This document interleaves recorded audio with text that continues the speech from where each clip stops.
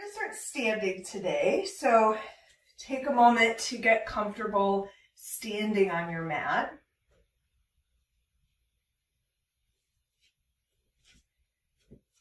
And take a moment just to kind of shake it out, get settled.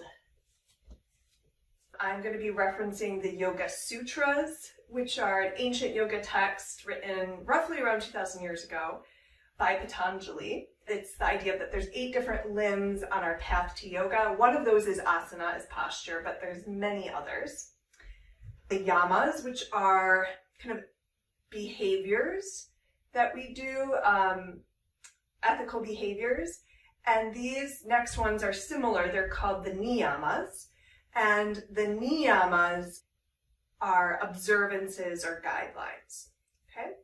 So today we'll be talking about the 5 Niyamas from the 8-limb path of yoga, from the Yoga Sutras. And the 5 Niyamas, so in Sanskrit, and I'll also say it in English, are Santosha, which is contentment or happiness. Saucha, which is traditionally translated as purity, but I also like to think of it as simplicity. Tapas, which historically was translated as austerities, or like heat building practices. It's the idea of like fire, building that fire. So historically, that might have been kind of extreme practices that people did, yogis did in ancient times, like standing on one foot or hanging upside down, doing an inversion, but for a very long period of time, not for a few minutes like we do. But in a modern context, we can think about that as our discipline, as challenging ourselves, but we need to balance that tapas with the last 2 niyamas, which are Svadhyaya. Svadhyaya means self-study, like self-observation, reflection. It could also be study of yogic text and recitation of mantras. And then the last one is Ishvara Pranidhana, which translates as surrender to the divine. And that could be any idea of divine that works for you. Yoga isn't a religion. It can be a spiritual practice. So it could be the idea of kind of letting go. And if that word divine doesn't work for you, you could also just think of the idea of kind of letting yourself be in awe. Like when you look, when you're standing in front of a giant mountain or a beautiful lake or the ocean, right? That kind of idea of something bigger than yourself. So all of these concepts are things that we can take off of our yoga mat and practice in our everyday life, but I'll also talk about how we can apply some of them right now in our practice today. So take a moment to find a mountain pose. And if mountain doesn't work for you today and you'd rather do a seated mountain in a chair, you can always do that. Maybe you take a moment to roll your shoulders up and back or kind of move your hips side to side, whatever might feel good. Finding your contentment, your Santosha, in this simple pose, that Saucha, but a lot going on here. So we're still building some tapas, even though it's seemingly very simple. And just begin to check in with your breathing.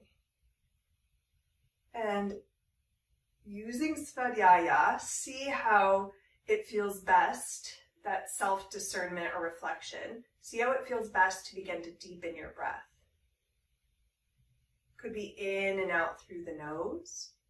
Or maybe you start with in through the nose and out through the mouth. Maybe that feels better for you right now. So we're always using Svadhyaya, that self-study, throughout our practice.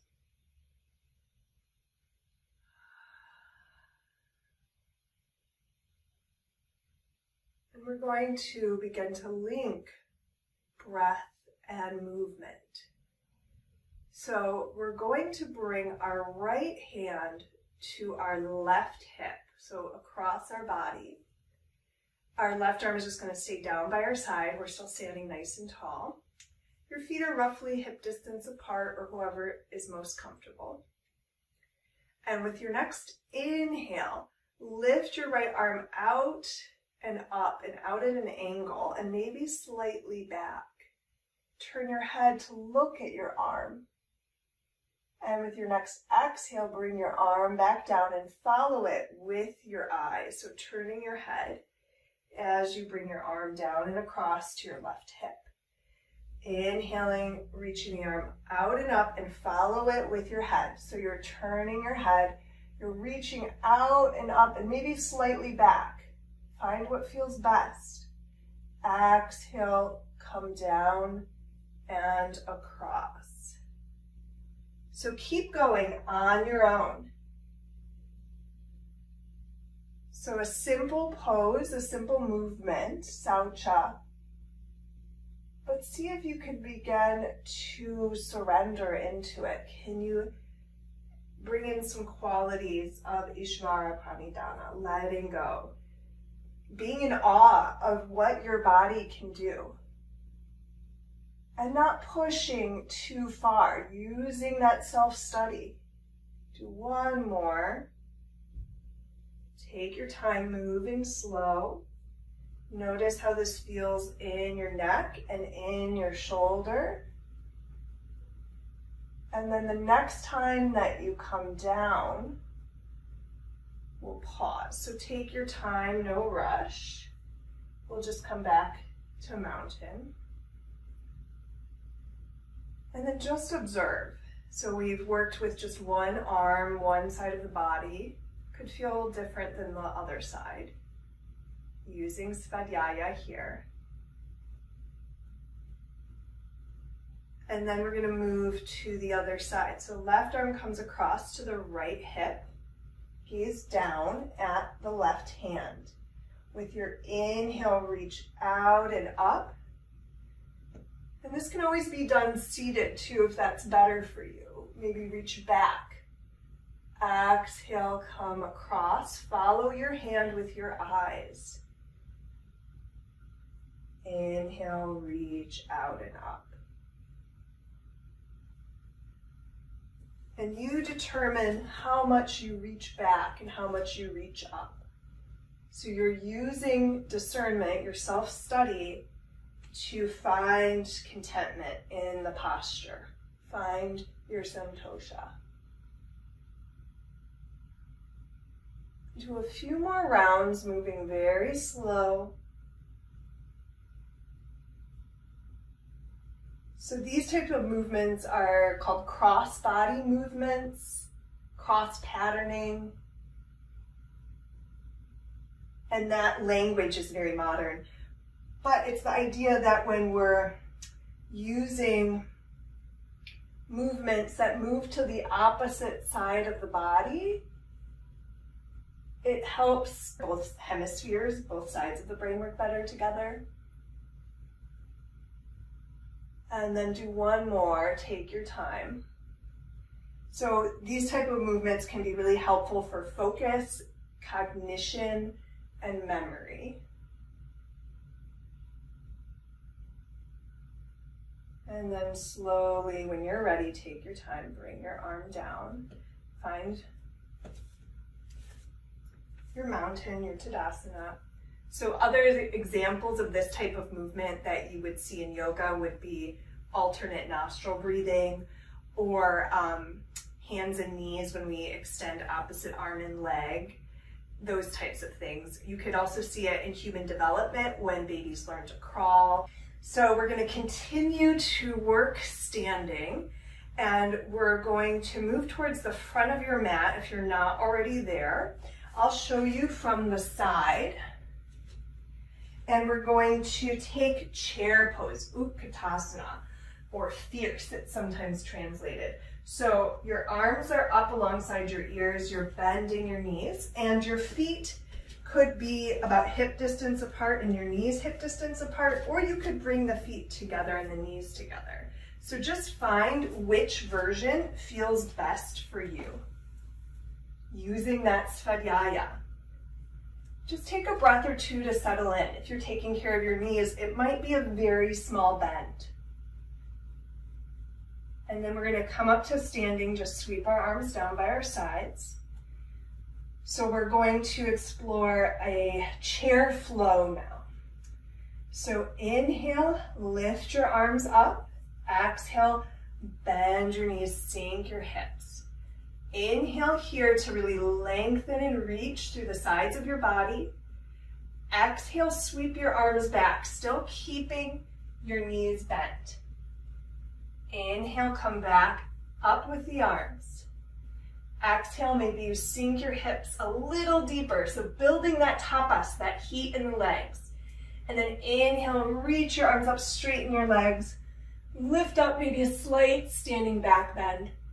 Exhale, bring your hands down through heart center and release them down by your sides. So we're going to do that a few more times. We're going to add in some optional balance. So have fun with this. Bring a smile to your face. Have patience with yourself. If something doesn't feel good, you can always skip it, okay? So we're going to inhale, lift the arms up. Exhale, bend the knees, sink the hips. Inhale here, think about dropping your tailbone so you're not sticking your booty way out or over tucking, in between. Exhale, sweep the arms back, knees still bent. Inhale, arms up. Exhale, sink deeper. Inhale, reach up. Exhale, hands to heart center. We'll do it again, adding the balance now. Inhale up. Exhale, bend the knees and the hips. Inhale, come up on your toes, lifting your heels if that's okay. Exhale, lower the heels, sweep the arms back. Inhale, arms up, heels up. Exhale, sink a little lower, still lifting the heels if that feels safe. Inhale, stand up tall. See if you can still be up on your toes. Exhale, lower heels, lower arms. So we're really feeling that tapas, right? Building that heat in our legs. So check in, use your Svadhyaya here. We're gonna do that one more time if that feels comfortable. You could always just do the arm movements, skip the legs or skip the bent knees and just lift your heels without bending the knees. So making this your own. When you're ready, inhale, arms up. Exhale, bend the knees, sink your hips. So dropping the tailbone down, drawing your navel in. Inhale up on your toes.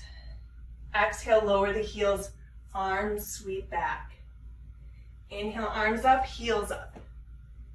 Exhale, sink a little lower if that feels okay for your body. Inhale, stand up tall. Whew, try to find your balance. And then exhale, hands and heels come down. Great job, everyone. Shake out your legs for a moment. And we're going to come down to the floor now. Do a very different type of movement. So let's inhale and reach our arms up. Lift up and lengthen. And then exhale, hinge from your hips. Fold forward. If that's okay to fold forward. If not, maybe stay halfway down.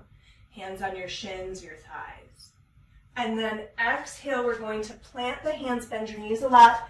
Walk back to a plank pose.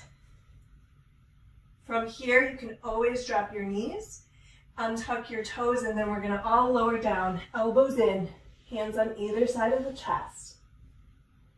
We're going to lift up just to a baby cobra. Shoulders coming down our back, elbows in. Bhujangasana. Exhale, come down. So we're going to work with a few more back bends on our belly. So it could feel awkward if you're new to this pose.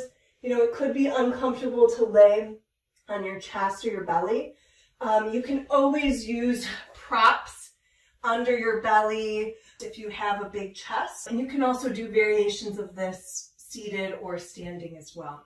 If you want to know some of the locust variations, you could do it on your back, where you extend opposite arm and leg along the floor. You could do a variation like that. You're not going to get the back bending action, but you can get the lengthening action. And then I'll also show You could use a chair or support to steady yourself and lift opposite arm and leg and get a little bit of a back bend doing it standing. So those are just some other options for locust. So make sure you have some space in front of you to reach your arms out. We're going to work with some variations of locust pose, Salambhasana. So this one you can kind of think of as like a superhero flying. So what we're going to do is we're going to alternate. We're going to use opposite arm and leg here. So we're going to inhale our right leg and our left arm slightly up and our head slightly up. And then exhale, bring them down, forehead down. Inhale, left leg, right arm, head slightly lifts, but you're still looking down at the ground. Exhale, come down. Inhale, right leg, left arm. Exhale, down. Keep moving at the pace of your own breath. Continuing to use your Svadhyaya, your self-study, to see what you need. Do you need to take a break? Do you need to move slower or lift not as much or lift higher? This is a great back strengthener. And do one more on each side. And then when you're done, take your time. We'll just sweep our arms down by our sides. Turn your head to one side. Take a rest. Shake your hips out side to side. So we're going to see if we can find our Santosha in these variations of this pose, our contentment. And see as we move, can we surrender into the pose? Can we be one with the pose, the Ishvara Pranidhana? Rather than doing the pose, can we embody the pose? Can we be the pose? Bring our head back to center. Our arms are going to stay down by our sides. And now see what feels best for your hands. If you can, bring your palms down, your thumbs are out. But if that feels really uncomfortable on your shoulders, you can always bring backs of the hands to the floor, palms up. Bringing the palms down helps us draw our shoulders back a little bit and open the chest. But if your shoulders are really tight, it could be difficult. So checking in, using Svadhyaya. So we're going to start with just the arms and the head. With your inhale, lift up slightly, both arms and your head and a little bit of your chest. Doesn't have to be a big lift. Reach your fingertips back. Take one more breath here, not holding the breath. And then exhale, come down. Now we're going to move just the legs. So keeping the head down, arms down. Inhale, lift the legs. Any amount, it could be just the feet. Try to keep the legs straight if you can. Reach back through your toes. Maybe lift the knees off a little, maybe a little of the thighs. But just doing whatever feels best for your body. And then slowly come down. We're going to put it all together now. So with your next inhale, lift everything up. Arms, head, legs. Your neck is nice and long, so you're not lifting your chin. The back of your neck is long. You're gazing at the ground slightly in front of you. Continuing to breathe. Take a break if you need to. Come down. If it feels okay to continue to build this tapas, this heat, this discipline, maybe you take one or two more breaths and really reach back, maybe lift up a little more. But always using Svadhyaya.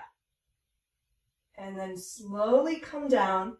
Turn your head the other way. Shake your hips gently side to side to help release any tension in the low back. So from here, we're going to press up through table and back into child. So hands on either side of your chest, elbows back. Lift and press up to table. And the knees wide. Sink the hips back to child's. Now, if this isn't comfortable for you, if you're taking care of your hips, your knees, you could do seated child's. Legs in front of you, round forward over your legs. Stay in child's if that feels good, thinking about especially surrender in child's pose. So if you're in child's, either folding forward or seated, we're all going to begin to come up to seated. And just take a moment to sit however is comfortable. Maybe close your eyes. Just checking in with your breath. Checking in for a moment with each of the niyamas. Contentment, simplicity, discipline or building heat, self-study, and surrender, letting go, being in awe of something bigger than yourself.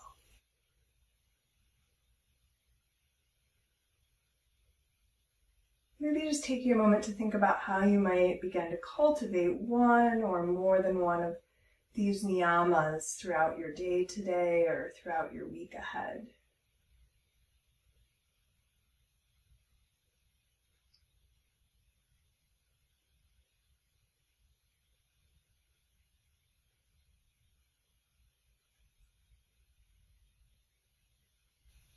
Continue to cultivate that deep, even breath, really filling the lungs on your inhale, expanding outward with the ribs, lifting the belly and the chest, and exhale, emptying the lungs, drawing the ribs in, the belly and the chest fall slightly.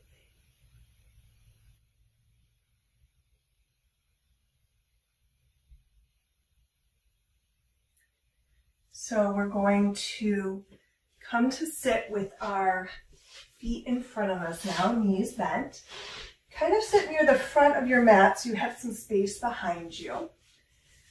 We're going to continue to work with that idea of tapas, that heat building exercises. We're not going to be, doing this next pose for weeks at a time, but we are going to spend a few breaths there. And we want to make sure this next pose is going to really work on our core, that we're continuing to breathe as we're in holding the pose, not holding our breath. So if you notice that you're holding your breath or it's getting shallow, take a different variation of the pose, and I'll show a few. So we'll start with our hands under our knees. We're moving into boat pose, Navasana now.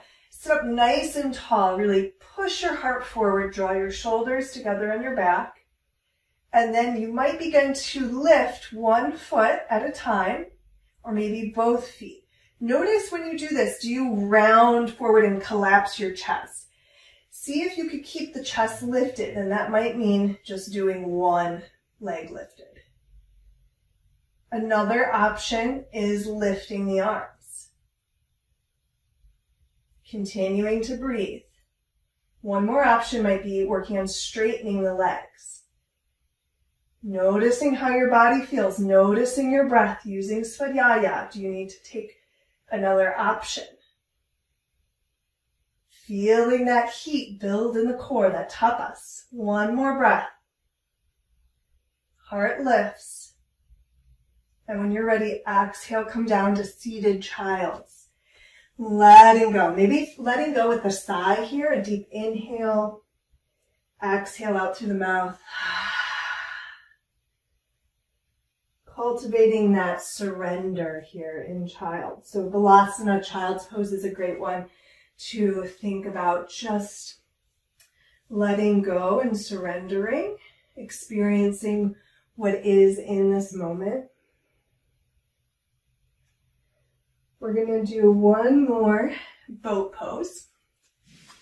So sitting up tall again, really lengthening your spine, drawing your navel in, heart lifts, hands behind the knees, and maybe you just stay here, right? This is always a valid option.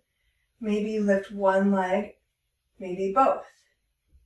Still keeping the heart lifted, shoulders together on your back. Arms could lift, legs could straighten. These are all just options. One isn't better than the other. Continue to breathe. Keep the spine lengthening, heart lifting.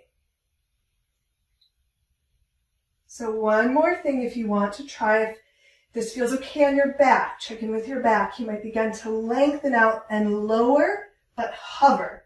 Really building tapas, so a low boat. One more breath. And then from wherever you are, slowly coming down onto your back. And maybe that's with the knees bent, feet on the floor, lowering yourself down. So it could feel good to take another sigh out here. Just pausing for a moment with feet on the floor, knees bent.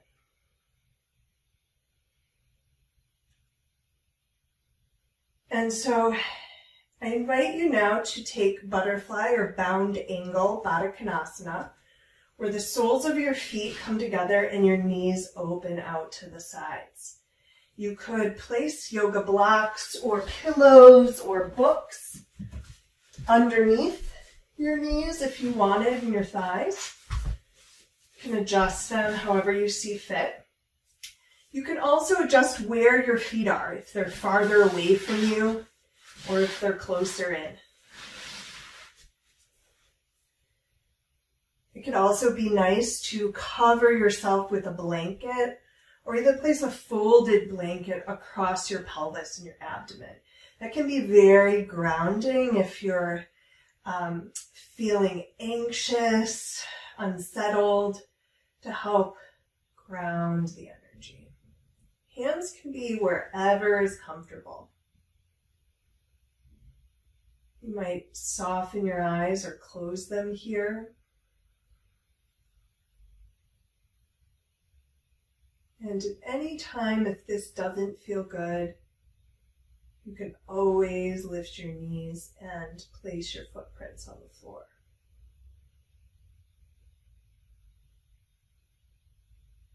So this pose, Supta Baddha Konasana, reclined bound angle. It's a great one for cultivating Ishvara Pranidhana. Moving into that idea of releasing the body, of surrendering. Having our heart open to help send out compassion and then also bring in compassion for ourselves.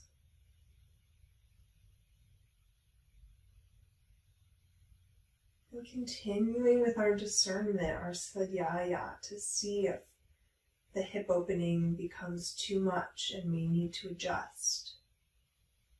Or does it feel safe to build more tapas by removing props and letting the knees open wider? Tuning into your inner wisdom, your inner teacher.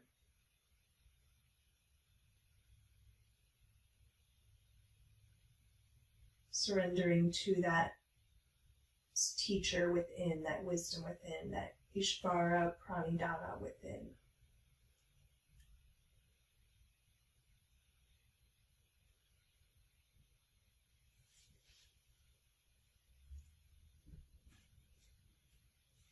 So I invite you to either stay in this pose if it brings contentment, Santosha, or maybe you transition into Shavasana, into corpse pose or rest by straightening your legs out to the corners of your mat, arms slightly away from your sides.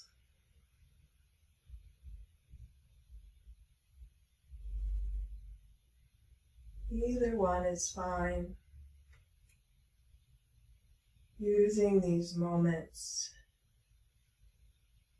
to let go, to connect with something bigger than yourself.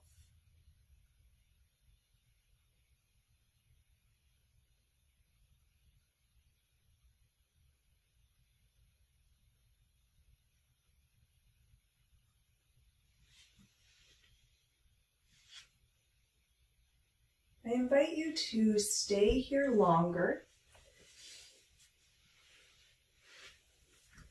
stay as long as you need.